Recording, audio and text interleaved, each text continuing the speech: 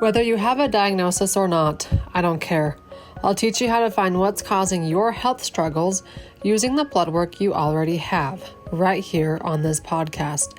But also in my new book, Why Are My Labs Normal? Go grab it on Amazon and let me know you love it and appreciate the knowledge by leaving a review for both the book and this podcast. In fact, this October, I have recorded so many interviews, I need to get them to you guys to learn and grow from faster. Each Tuesday episode is a double whammy. Each Tuesday episode will contain 2 interviews I had with 2 amazing guests. So, let's jump in. But first, let me tell you a quick funny little story about myself. There will be a new one each Tuesday this month. So it's not very often that I get to go to the grocery store by myself. Usually I had my 5-year-old and my 2-year-old with me, and at times it can get quite crazy because they're 5 and 2. So this time I had convinced my husband, after I had already gone to Sam's Club for a $500-ish purchase of food, which I don't do very often. I only go to Sam's Club like twice a year. But he was in charge of a young men's church activity. He was in charge of all the food for it. So I had to go buy the food. Well, we needed to restock. So I ended up going to Sam's Club twice in one day. Again, very unusual for me to even go there to begin with. So I convinced him that I could be there and back on a Friday night. I could do it by myself, and he could have both of the kids. Because usually when I want to leave the house and do the grocery store shopping on my own, he always says I have to take one kid with me. This time I convinced him I don't need a child with me. I could do it lots faster without one. But of course, as a mom with 2 young kids running my own business, I need a break here and there. So I was going to go to Sam's Club and do the shopping that we needed and not hurry so much. But that's not in me. I realized 32 minutes later, after I had my entire cart full of another $500 grocery store run, it had only been 32 minutes. And I was like, how do people meander down the halls and just kind of look at things? I physically can't do it. I don't know how. It's always go, go, go, go, go. Impact more lives. Go, go, go, go, go. So next time you go to the grocery store, you can think of me and how I don't know how to walk through a grocery store slowly. All right, here we go.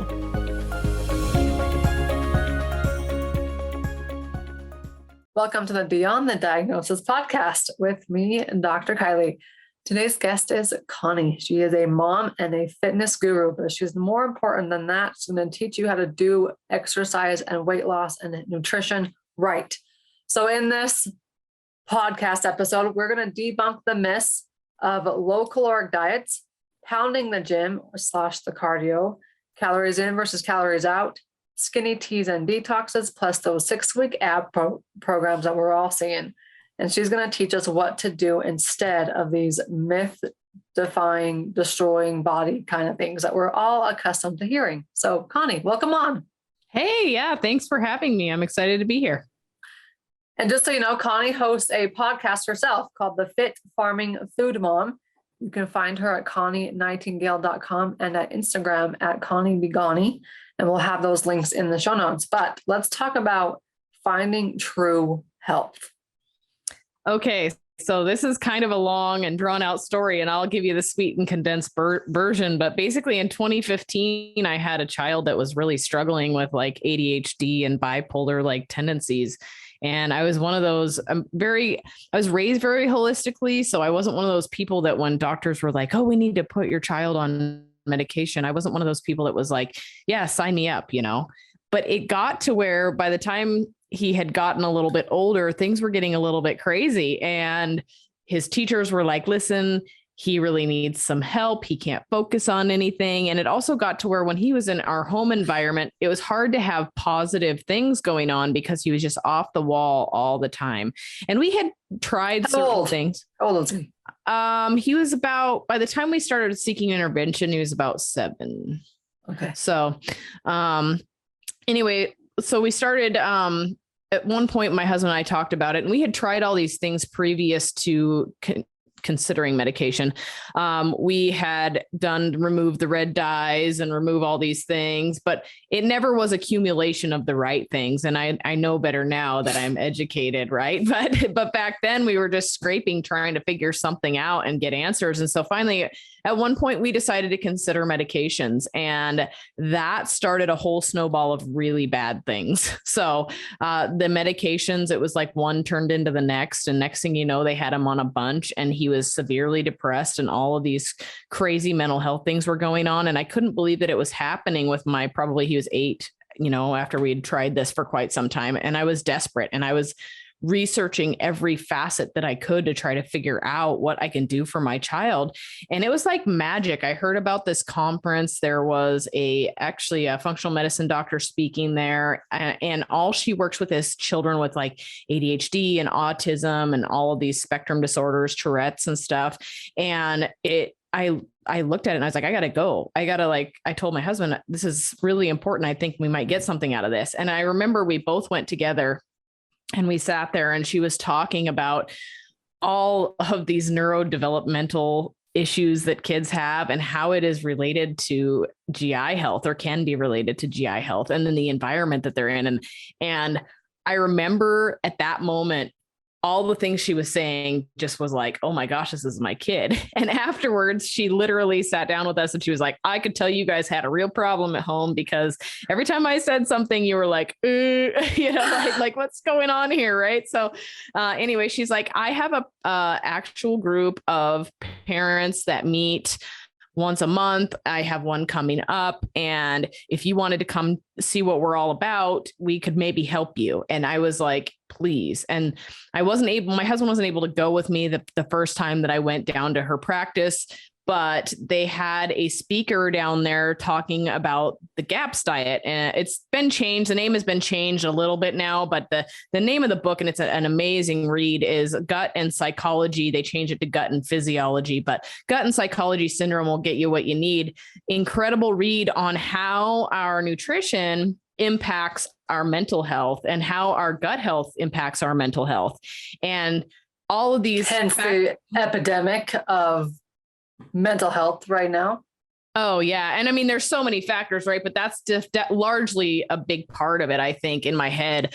I mean, there's other things you have going on, like birth control, depleting serotonin. And those are all things that we could really dive into and would be a whole episode in themselves. But anyway, I learned from that meeting. I remember being like, I have to do this. And I remember within the first 20 minutes of hearing this woman talk, I was like, I have tried everything.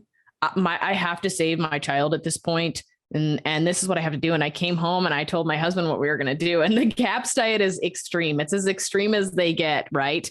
But after listening to this lady, I was convinced that not only did I need to do it for my son, I need to do it for myself, because I had been struggling with a lot of things my whole life. And they kind of came up in this meeting as well. And I was like, huh. And I remember getting home and telling my husband, we're going to cleanse our cabinets. We're going to cook everything from scratch. Everything is not going to have an ingredient label. And he was like, are you kidding me, woman? Like, you really think you're going to do this? And I was like, yes, I'm going to do this. I'm going to research it. I'm going to figure it out. And that night, I mean, it's like 10 o'clock at night. I have boxes in my living room, and I'm dumping everything in my closet. I start going through the ingredient labels and reading all these ingredients. And I was like, I couldn't believe it. I had read ingredient labels before, but all I really looked at was the calories and the fat and the protein and a couple things here and there. And I was like, oh, okay, it's good. It doesn't have corn syrup in it. It doesn't have red 40. We're good. Right. I didn't realize how much sugar we were consuming and how much sugar was in every single ingredient and every single thing that we had. And it was a huge eye opener after this lady, like, instructing us on what you could and couldn't have, and like what was in our labels, to see that I had to literally cleanse, I would say 96% of my house worth of food, aside from like the couple fresh vegetables and some meat that I had in my refrigerator. It all ended up having to go. And it was such a huge eye opener when I learned what we were eating and how it could have been affecting our overall health. Yeah. When you say looking at the label, now you look at it way differently. walk us through it. When you were to see a label, what would you do? I would most of the time search, like look right at the little box that says, nutrition information, and it says calories 90, fat 14, protein 3, and I wasn't ever even really considering what like the macronutrients as far as a protein, carbohydrate, and fat standpoint goes. I was totally just looking at the calories and being like, oh, this is low calorie, you can have it. And then I'd skim over the ingredients, and I'd look for artificial dyes like red 40 or blue or, things like that, or high fructose corn syrup. But that was it. I mean, if it said sugar, it was good. If it's, there's so many other things, right? Words you didn't know, and you're just cool with whatever that word might be, even though you have no idea what it is. It must be edible, right? Yeah. So now what are some alarms when you see in a label? What is alarming now? I would say honestly, there's a lot alarming about labels, so that could be real hard to go through. But I'd say the thing now, if you don't understand what that word is and you can't picture it growing in a field somewhere, like you could picture a cow, beef, or chicken, you can picture that thing in its original form, and you can picture a strawberry in its original form, right? All of those things that are real tangible things that we can envision in our head, then I would say, okay, it's probably okay. But you start getting into all of these fillers and these dyes and these words that you can't actually Chemicals, even pronounce. Yeah. Preservatives. You cannot be eating that stuff, and it is destroying your health. Yeah. Labels are big. I remember way back when I was barely out of undergraduate, like at least 10 years ago, I did a presentation for high schoolers who were in the track team, mostly cross country. They were up in the mountains here in Utah at their high adventure camp, where they were basically running at elevation 10,000 feet, doing all their training there. And the coaches knew I was in nutrition and walking down somewhat of the route like this, not anything like I'm doing now. But I went to the grocery store and I got 20 different granola bars and protein bars. And I walked them through how to read this label. And just because it says 100 calories on this granola bar doesn't mean that it's healthier than this protein bar or power bar that has, 250 calories.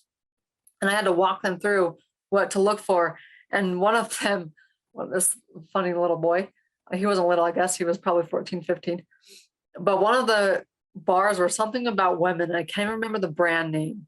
Oh, Luna Bar, and it was like for women, right? And he went off about how this was good for women's hormones and did his like fancy 15-year-old spiel, even though I have no idea what I'm talking about kind of thing. But it gave us a new light on the idea of, here are these high schoolers, multiple of them in the camp had eating disorders. The worst one was a 12-year-old little boy whose mom had driven up for my presentation from, it was like 3.5-hour drive from where their high school was from there to their camp. And thus his whole thing was, I need to eat low calories. And it all began with an event he watched at school where there was an obese kid that was getting made fun of. And he vowed right then and there that he was never going to be obese. So at 12 years old, he joined the cross-country track team, was running his freaking guts out. And after all of my 1.5-hour long conversation with them, he pulled out one information that I didn't even talk about. He went to his mom and he said, "Mom, I need to start drinking, what's the milk? I can't even tell you because I don't talk about this. The 0% milk or fat-free milk, skim milk, right? Skim milk. Mom, I need to start drinking skim milk." Never once in my entire 90-minute conversation did I ever talk about dairy or milk. But in his mind, that's what he heard. So you have to think about, what are our kids, what are we hearing that's not being said? Or what are we seeing and then flipping it in the wrong way? And it's totally screwing with our version of healthy. Now, healthy, I know several women, especially here in Utah, it's a big, big time problem, where they look the part, but their health is a freaking wreck. And when you talk to them, like, oh, well, I just want to lose 8 pounds. Really? You have fibromyalgia and RA and all these other crap things, and you care about 8 pounds? When if you're to lose 8 pounds, I would think you're anorexic. You look the part, but they ain't healthy. Our kids, the same way. Our kids are being bombarded. So let's talk about this myth of low calories and actually what we need to do truly to become healthy. And it has nothing to do with our body weight, the size of clothes that we're wearing, or BMI, or anything else they want to measure your body size with. Absolutely. Well, and we'll dive into that here momentarily, but I do want to reverse on something you said there a little bit. And that is that the way women speak about themselves in front of their children nowadays is awful. And when not just women, men too. Well, yeah, we're more culprits because we got to have the body image. Mm-hmm. But we think of like, you're in the bodybuilding world. My husband's in the bodybuilding world, where he's like, I'm so fat. And you pull up a shirt, he's got 6-pack abs. Like, really? That's how you're talking about yourself? Mm-hmm. Your 5-year-old son's listening to that. Yeah. And your daughters are listening to that. And so we have to be very mindful that at a young age, they are picking up on these things. And if we are constantly worrying about what the scale says, or if we're dieting, or we're telling them we are trying to lose weight, we are implanting something into their brain at a very young age that they need to be losing weight and that is what they should do. So right off the bat, more and more women, especially with the presence of social media, or young ladies, they are automatically predisposed to eating disorders or terrible eating habits and behaviors, dieting behaviors, etc., because of what they are seeing on the internet, and also what their moms or their dads might be saying. So anyway, now we can take that now into calories in versus calories out, right? So you hear this all the time: eat less, move more, calories in versus calories out, more of a caloric deficit if you want to lose weight. But we are in a society now where people have been yo-yo dieting and chronically dieting for so long that our metabolisms are broken. Right? We have all of these metabolic adaptations that have begun to happen because we are not feeding ourselves correctly. And how many people do you see, Kylie, as a doctor, that have been doing these chronic behaviors, dieting, exercising, and their thyroid is no longer producing the hormones that it needs? They're no longer. Hormones are a mess. Hormones are a mess. And thyroid, PCOS, that's a big one too. I was just at church yesterday, and I'm looking around and I'm thinking, oh man, she's 14 years old and I know nothing about her health, but I can guarantee you she's got PCOS. Because she was this little teeny girl that just hit puberty and boom.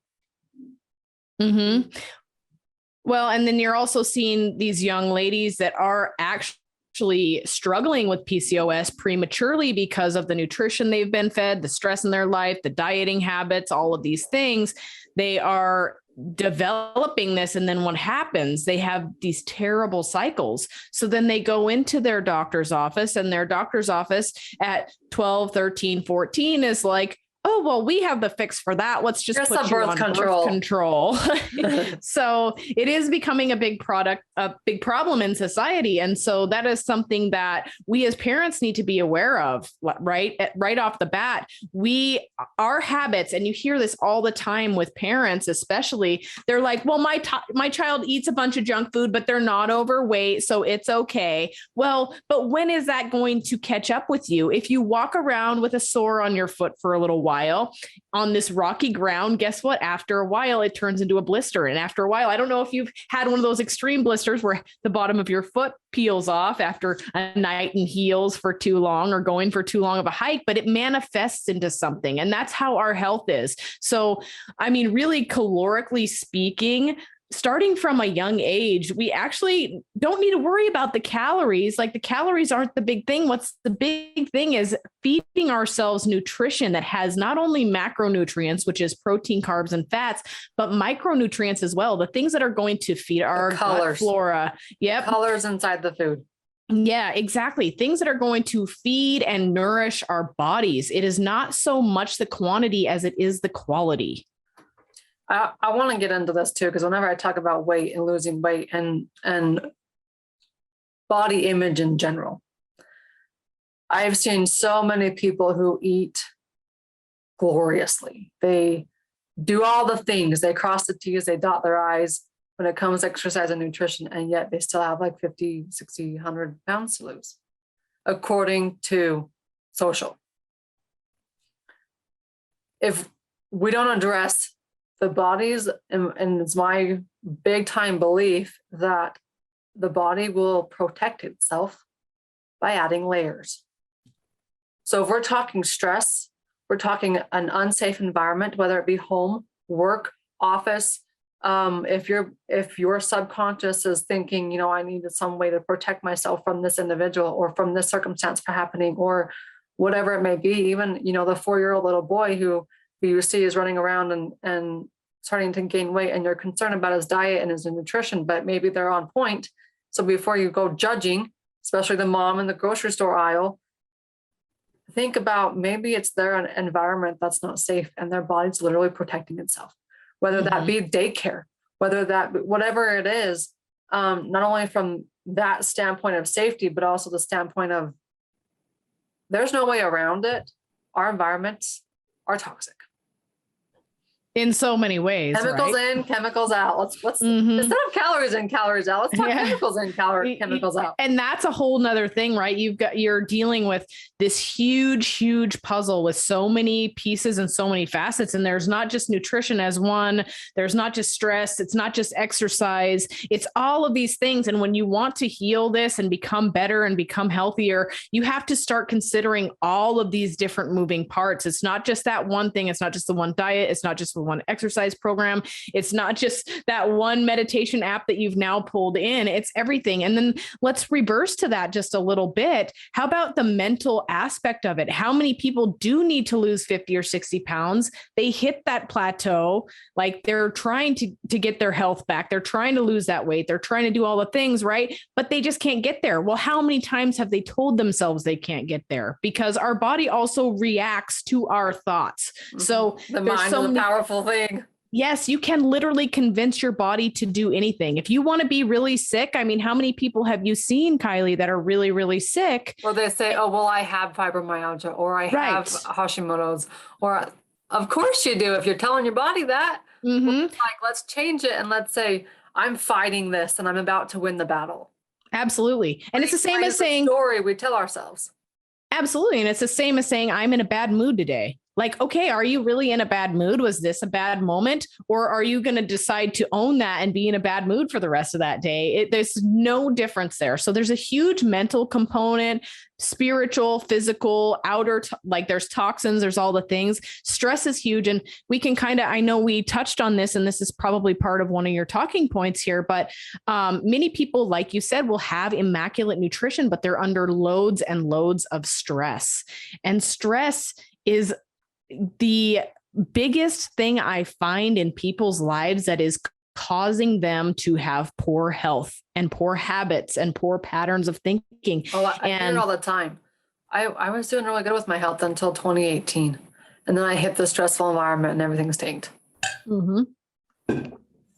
Yeah. And it's really an awful thing. And I mean, we can dive into this a little further by talking about the keto diet, right? So many people, and I'm bringing this up because it has become a huge fad in the weight loss world. Now, I personally am not against keto. I think there are some great qualities and situations that it can be used in if you know what you're doing. Okay. Like you just don't go on the keto diet. You mean I can't just Google search keto and do what, this doctor tells me to do on my own and see amazing results in 3 weeks? Yeah, probably not. I mean, there's a lot of factors involved. Having a professional that understands what's going on and understands what's happening with your body and knows what your lab work looks like is a real big part of that. So did you say knows what your lab work looks like? Yes, absolutely. You know me well. Yeah, there is a big, and I mean, I think as you know, that's a big portion of my particular business model as well. I won't even recommend a supplement to somebody unless I've seen their lab work, because there are so many places where that could go wrong. And even in the stress realm, right? You get into the stress realm and people are like, oh, well, I'm taking this phosphatidylstetrine. It's going to help me reduce it's going to help me reduce my cortisol levels. Well, what happens when you are on the top of that bell curve and now you have diabetes of your adrenals where your cortisol is trending downwards, and now you are slamming it with some phosphatidylstetrine and all of these adaptogens to lower the cortisol that's already on the downside. Like, there's a lot of things we have to consider when we start supplementing. But back to the keto thing, no amount of keto is going to get your metabolism and your insulin sensitivity better if you do not have controlled stress levels. So you see this so many times where people are like, well, I tried keto, it didn't work for me. Or I tried X diet, it didn't work for me. Or my doctor, I have diabetes, type 2 diabetes. I cannot seem to get it under control, even though I have adopted a better eating routine. And it's like, well, if your stress is high, your blood sugar is going to be high. Your insulin levels are going to be high. You are more than likely going to be struggling with some kind of insulin resistance. And it has nothing to do with nutrition. So that kind of goes back to lifestyle choices and your ways of thinking and your stress management. It's far beyond just calories in and calories out. Yeah. All right. We've tackled low caloric diets. We've tackled calories in versus calories out. What about this concept of, if I want to lose weight, I just need to go run. Oh my goodness. And run and run some more. Well, that goes back into the eat less, move more thing, but I don't know what it is. And I don't know when this started, but it seems to be that when women in particular, some men too, but I see it more prevalent in women, they think that cardio is the answer, right? Because it burns calories. Well, it burns calories when you're doing it. But the thing is it's not building any kind of muscle or metabolic foundations to help you burn more calories doing nothing. Does that make sense? So let me kind of explain this in a nutshell. It's like when people say, you want your money to make more money while you're sleeping. You want it to do its work. It's the same thing. You want to be able to do exercise that continues to burn after the exercise is over. Absolutely. And people that have more muscle burn more calories sitting around doing absolutely nothing. And that's only one benefit of just weight training, right? That's why everyone says they're all jealous of my husband because he can do this is a perfect example here. I mean, the man's got great genetics, I'm not going to lie. He can build muscle like the blink of an eye. But when he's built that foundation of metabolism and the muscle mass, he can not go to the gym for 6 months, show up at the gym, lift more than the people who've been there and who've never stopped, get the arms back, get the back, like get it all back within 1 or 2 sessions because he's built the strong foundation. It's the same thing that we do. We can't go run, it's May, beginning of the summer here, except we had snow on the ground this morning. Go running for a couple weeks and then not do anything all winter, all fall, all spring, and expect it to revamp really easily. Yeah, absolutely. And I mean, the thing that we have to think about is muscle's expensive, and also sugar and our blood sugar and all of these things. That is what your muscle uses as energy, right? So I think a big problem in today's society is we are lacking muscular density. We aren't picking things up. We're not moving appropriately. How many people do you know that have back pain? Society should not have back pain. It doesn't matter if you're at a desk job or not. If you are strengthening your posterior chain, your back, your erectors, all these things, you should not have back pain because you should have the muscularity to hold that up erect when you're at that desk job. So that alone is a really important part of strength training. It is great to prevent osteoporosis, but also that sugar that we're eating, it fuels these muscles. The more muscle we have, the more sugar we can consume, the better it is for our metabolism. Now, I'm not saying lift weights and eat tons of sugar. Don't take that the wrong way. But what I am saying is that you are going to be so much healthier and so much better off in the long run, whether it be stress that you're dealing with, any place that you can put that sugar, the more place you have to put it is going to be a really important part of an overall health factor. Yeah. Okay. Skinny teas and detoxes.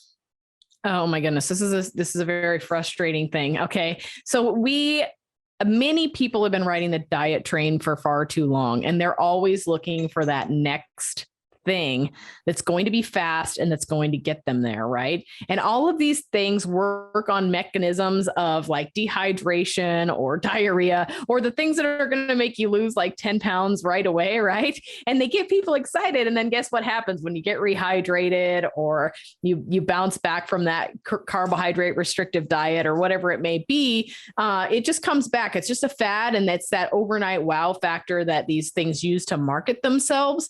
But anything that actually is quality and that is going to get you where you need to go in your health or fitness journey, weight loss, whatever it may be, is going to take time. Our bodies don't instantly respond to things. I mean, they might in little ways, but the big changes take extreme amounts of time. And especially when you've spent a lot of your life doing these things, these detoxes, these roller coasters of diets, over exercising, eating all the bad things, chronic stress. These things happened over time. They didn't happen instantly. So if you're seeing an 8-week transformation or a cleanse or a detox or anything instant, run away. It is not going to get you where you need to go. Yeah. Okay. What should we do instead? Well, eat real food is a great place to start. Managing our stress is a fantastic place to start, and pick up some weights. And when I say this, I don't mean go pick up some weights and exercise as hard as you can 5 days a week. I mean, start doing foundational movements, things that we were meant to do as humans 2 to 3 times a week. I mean, make it reasonable, but start moving your body. Go for walks. People don't understand how good walking is for you. It is not strength training. However, walking is very mentally healthy for us. It's a great place to just move our bodies. And in the morning, jump out, go for a walk, get in the sun. It regulates your circadian rhythms. It helps modulate your cortisol patterns. And so walking is a really great thing. Don't abuse yourself with all this cardio and running, and start to pick up some weights, because I think you'll find it's a huge game changer in how your overall feelings of yourself, and then also mentally as well, the endorphin release, the way it handles partitions your nutrients, all of that. It's an excellent thing. Connie, tell them how they can find you and walk down this road with you again. So yeah, people can pop on over to my website, ConnieNightingale.com. I've got a lot of links on there, podcasts I've been on, or Instagram. I try to be good about putting information on Instagram. I do a lot of meal prep stuff there. I'm currently prepping for a really large powerlifting meet, so there's been a lot of that kind of stuff on there. But or you can pop on over to my podcast, which is the Fit Farming Food Mom. I have everything under the sun on that podcast, so you should be able to find something that entertains you. And one last question. If you were to lose everything, your business, everything, where would you start? Well, so that's a tough question, but I honestly think that I would still remain in the health space. No, I mean, do I know what I know now? I guess it would be the thing, but yeah, I would remain in the health space. Definitely. I think the things that I would change is I would probably have started earlier. Right. That's the big thing. Like you can never get that time back. And so now it's a constant struggle to just keep pouring on the knowledge to have a great understanding of the human body. And if you were to give one piece of advice to health coaches like yourself that would help propel their business forward, what would that advice be? Everybody is unique and individual. We cannot work with symptoms. We cannot put people in a box. There is so many differences for clients, patients, whatever you may be working with, that you need to take all of that into consideration. It's not a one size fits all, no matter what the medical standpoint says about it, right? I mean, you as functional medicine, you probably know they're like, oh, if this is going on, treat it this way, right? There's a little bit of an allopathic meld to that, even now in functional and integrative medicine. And I think we as providers or coaches, we need to understand everybody is so different that we need to think outside of the box sometimes when it comes to helping people achieve their health and fitness goals. Cool. All right, guys, you heard it. Welcome to the Beyond the Diagnosis podcast with me, Dr. Kylie. Today's topic is a topic I love to address because healing doesn't just take physical healing. And in fact, healing pain or physical pain can come from more things than physical symptoms and physical problems.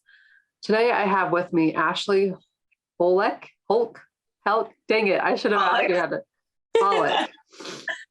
Ashlee Hoelck, who helps women who have escaped abusive relationships find true healing and thrive again. And so I guarantee you know someone who's been in these shoes. You might not know it, but you do, who have been in this type of relationship and have watched or have experienced your health fall apart. Ashlee, take it over. Hi, thank you so much for having me. Would you like me to just dive in? Dive into your background, why this niche for you, and then we'll get into some good stuff about how women can overcome their physical health symptoms that were caused by the abusive relationship. Yes. So the reason why I started this business and I'm in this work is because about 19 months ago, in the fall of 2020, I actually healed 12 years of chronic debilitating back pain that I had had for 12 years. I also had stomach issues as well. And it wasn't like a little backache, it wasn't just like, oh, my back kind of hurts. It was always a 6 to a 10. And, at its worst, I was throwing my back out too. So I threw my back out probably about 7 times in those first 5 years. And it started when I was 21. So I was very young to be throwing my back out. And there when was you say throwing your back out, I'm a chiropractor by nature, so I know what that means typically. But what does that mean for someone who's just listening? Like, are you grabbing a ball and throwing it, or what's really going on? So there would be a tiny incident. Usually, the couple times it was sneezing. Another time it was coughing. One time it was picking my son up out of the bathtub, and there would be this twinge in my low back. And then, I started to understand what was going on, but at first it would just go out completely. I couldn't move. I was in extreme pain. And I realized later, like, my muscles were spasming. And then from that point on, I would be down for the count for days. I could barely walk. The pain was so excruciating. I couldn't stand. Those were the only times where I actually went to the doctor. I would go to the doctor. I always had to go to the emergency room because it was always on a holiday weekend, but I'd go because I was in so much pain and they would give me pain medicine because I didn't take it any other times besides when I would throw it out. And so basically it'd be 3 to 5 days of me being in a level 12 pain. Yeah, for so many times when I was doing chiropractic school, because I don't own a table and I haven't owned a table in a while, they would say, well, I just reached over to grab something off the floor and now I can't move my back. Or I woke up and now I can't move my neck. Those are the type of scenarios where there's more to it than just a physical issue. Yeah, definitely. But now your life is different.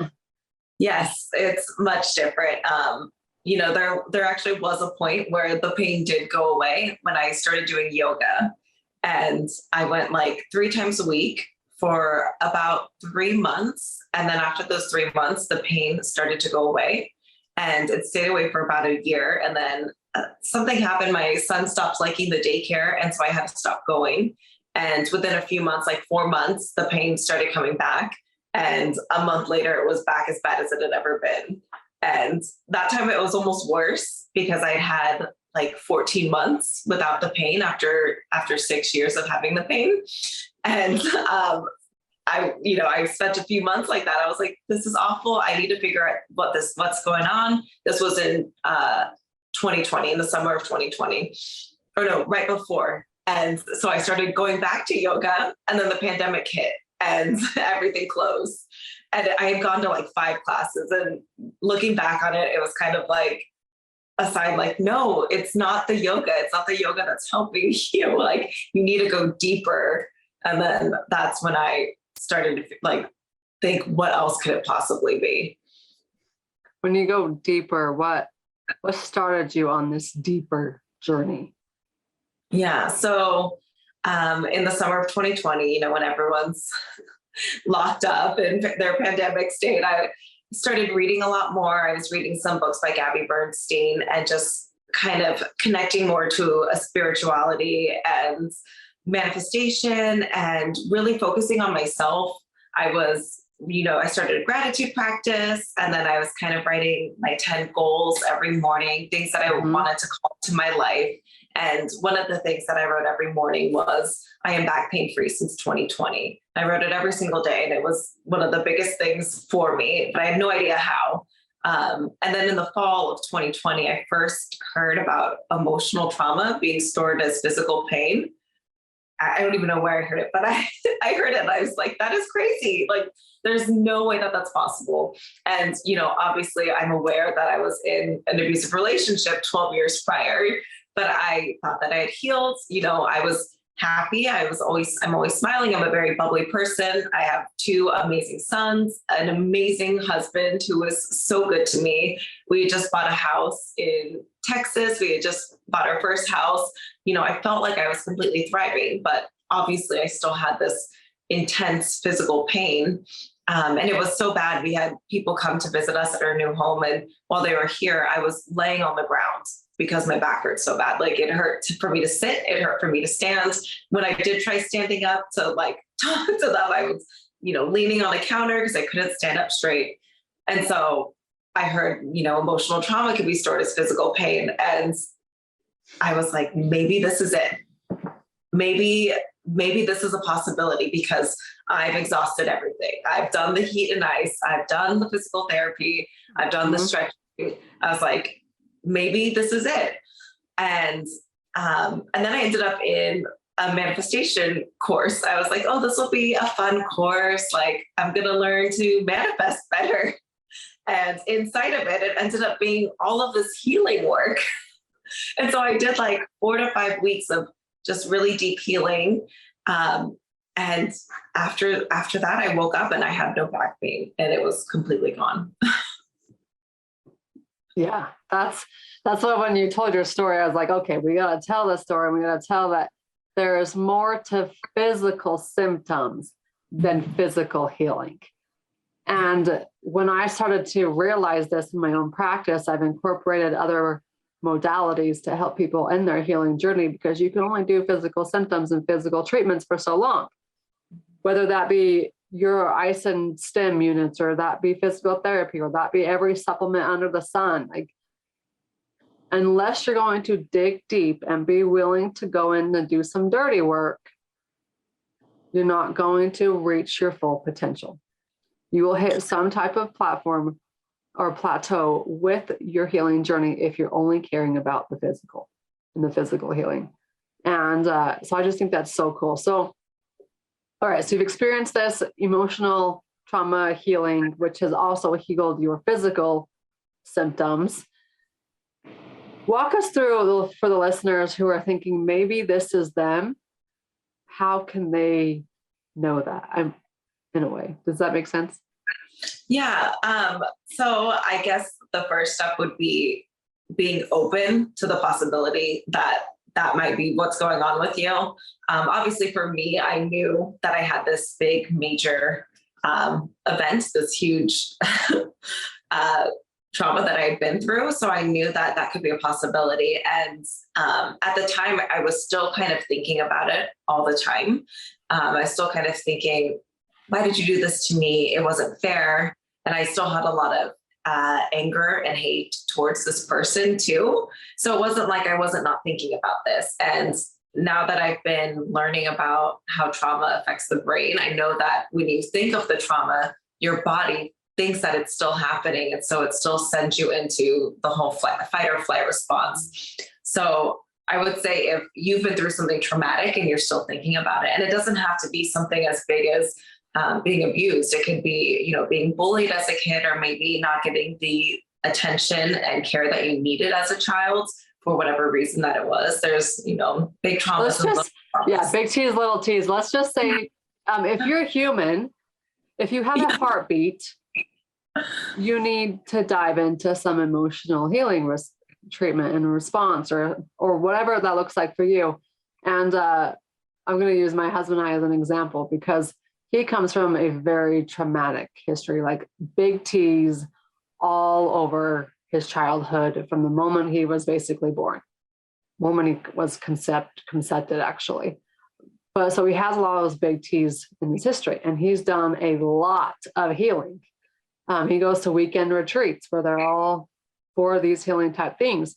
And people like to say, well, Andrew has all this healing, and here is Kylie just sitting over here, just doing her thing, minding your own business, not really needing any of that. And that's not true. Because I've never shared this before, but I have healed numerous things. Now, I wouldn't consider them big T traumas, and I wouldn't consider them abusive traumas. But there are things that, you know, one of my biggest healing things that I've had to work my guts out on is my relationship with money. And that comes from, you know, the simple subtleties of money doesn't grow on trees. We don't have money. We don't have money to buy this. You know, just those simple things that we hear and we grow as growing up with kids, and then we tell our own kids. So now it's like, I tell my kids, and I even instill this in my own siblings and my family. It's, what if money did grow on trees? Because it could fall from the sky. It's just this energy that we, you know, so I've done a lot of healing that way. And I tell my kids, you know, we choose to spend our money in other places. We're not going to get that today because we're going to choose to spend our money here and not on this. And that's a totally different mind frame in both conscious and subconscious. That, like I said, if you have a heartbeat, you have some healing to do. It might not be big T traumas. It might be not to do with anybody else, but it might be something like myself, where I've had to have more confidence in myself and gain a better relationship with money and a better relationship with my head talk, like what goes on between my ears. And so that way I can get on and do the things I can now. But 2 years ago, 2.5 years ago, 3 years ago, I could never be doing what I am now. And I'm going to continue just like you probably are. Once you get into it and you see the results of what can happen, man, you're going to be all in it. And it's like, I don't care what other people think, and I don't care how much healing I have to go through. If this is what can happen with just this little teeny bit, what else is possible? Yeah, that's so important. Now I think of healing as this continual lifelong journey, because for me, I thought that I had healed. You know, I thought I had reached the end of the road. I thought this was as good as it was going to get. You know, I had really bad PTSD. And so I didn't have the PTSD anymore. I still had some anxiety, like after my second child and all these things, but I thought, I'm healed. That's as much as I can do. And now I'm like, how much more can I heal? And I'm learning all these different modalities. How much better can life be? And that's really what it's about. And as soon as you guys, if you haven't started this, any type of healing journey like this, you should, because it's addictive. And it's addictive in a way because you realize that you don't have to suffer anymore. You don't have to just live the way you're living. I don't care if you are living off of food stamps and you want to change your relationship with money and become a millionaire in 2 years.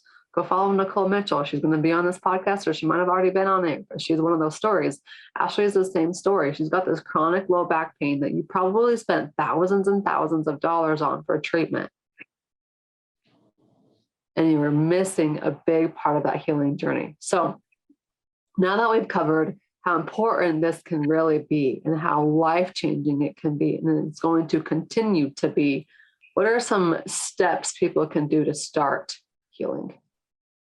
Yeah, so I think some of the biggest pieces for me, I went on a forgiveness journey, and, you know, I learned this new perspective of forgiveness, not the one that we're raised on, that you have to forgive someone and absolve them and say what they did was right.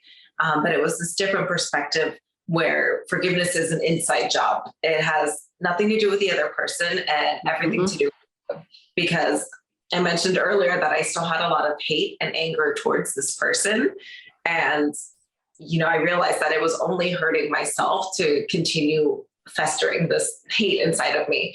And so once I was able to release and forgive in my own way, only with myself and not with this other person, I think that was a really big piece of my healing journey. and mindfulness and meditation. I try to meditate every single morning. It's so important for me to quiet my mind. I know I was always thinking about the trauma. So really getting to a quiet space has been very helpful. Another thing is my gratitude practice. Every morning I write 5 things that I'm grateful for. And I try to just find gratitude in everything, even things like paying the bills. I find gratitude with that we have running water and that somebody is taking care of the water and all these things. That was huge.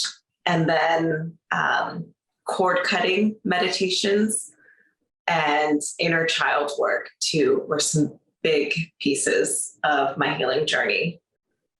I would say that's more of what I've done too. The inner child work. What do you mean by cord cutting? Cord cutting. So it's a type of meditation and practice of cutting the energetic cords that are between you and another person. Okay. And the way that I did like this 15-minute meditation. And inside of the meditation, it's like a guided visual meditation. You cut the cords that are attached between you and the person you want to detach them from. And, it was very, very emotional. And I think that's a big part of it, is finally releasing all of the emotions instead of keeping them all bottled up inside. Not only consciously, but subconsciously too. Yeah. Subconsciously, it's 90% of our human being. It's our existence. And that's what we don't even know is there because it's subconscious. Yeah. Okay. So I wrote down 5 things here. Whether you want to call them steps or call them ways to take action on your healing journey to start. So step number 1 is you have to be open to the possibilities. Mm-hmm. And you have to be open to realizing that the journey is going to be a roller coaster ride. You're going to have some ups and downs, just like you are with any type of physical treatment. Step number 2, forgiveness. It's an inside job. Love that. Because that other person, they don't give a crap. Exactly. It's all on you. Step number 3, be very careful about the head talk and calm your mind. One of the best mindfulness or mindset tips I've heard is if you have the negative head talk, you just, okay, I hear it, I can, or whatever you want to say, I hear it, I feel it, I can see it, or whatever. I'm going to forgive myself and I choose something else. And then you replace the thought. You got to replace it. Number 4, always being grateful. It's so simple and yet so overlooked. Number 5, healing the inner child, and if needed, cord cutting. And let's just say it's going to be required because there are people in your life who are toxic. Cut the cord. Move on. Find people who are going to help you reach the location you want to be. So there's your 5 tips or 5 steps to healing emotional trauma that can be stored as physical pain, as Ashlee has suggested. Okay, Ashlee, you find yourself helping individuals now who have suffered something similar, or some way, shape, or form, have physical symptoms because of this emotional trauma. How can they reach out and find you and work with you more? So I am mostly on Instagram. So my handle's at Ashlee_Hoelck. And that's where I'm going to have all of my information. My website is linked there as well. Okay, cool. And last final tips of advice for anybody who's sitting in those shoes that you were sitting in at any point in your journey, really, because again, this is a lifetime journey. Yes, I definitely want to say just continue working on yourself and give yourself grace too. It's not always going to be pretty or easy. There's going to be lots of ugly crying, but just keep going, keep working towards it because it is so, so worth it. I suffered for 12 years and I didn't even know why. So keep going. Yeah. And if you're thinking, I'm not going to reach for the next supplement, that's a wise choice. reach for the next healing modality that's not just physical. If you need help, Ashlee's your girl. Thanks, Ashlee. Thank you. Who wants to come hang out with me in Florida in February of 2023? If you're a practitioner, you have an opportunity to come join me inside the brand new live and in-person event, Orlando, Florida at the Wyndham Grand Bonnet Creek Resort. February 20th, 21st, and 22nd of 2023. Mark your calendars because registration begins in November with details out in November, and there is early bird sign up if you get in and join us before the end of the year. So stay tuned. This is for you practitioners. I'm going to bring you the best marketing, mindset, and business experts in the world, because this is something we all need, yet we don't receive. So mark your calendars, February 20, 21st, and 22nd. Not only am I going to bring you the best experts, but I'm going to celebrate your success with you. We're going to celebrate on that Monday night, that Tuesday night, and that Wednesday night. So you can fly in on Monday, but don't fly out until Thursday.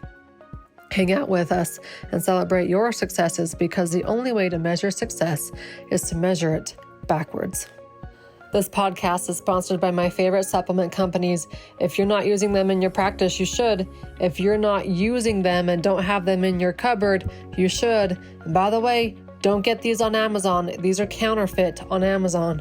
My favorite supplement companies are Systemic Formulas and My Biome. If you are a practitioner, come join me inside their private Facebook group for practitioners called Systemic Formulas Clinical Nutrition. Everybody else, join them on Instagram at Systemic Formulas.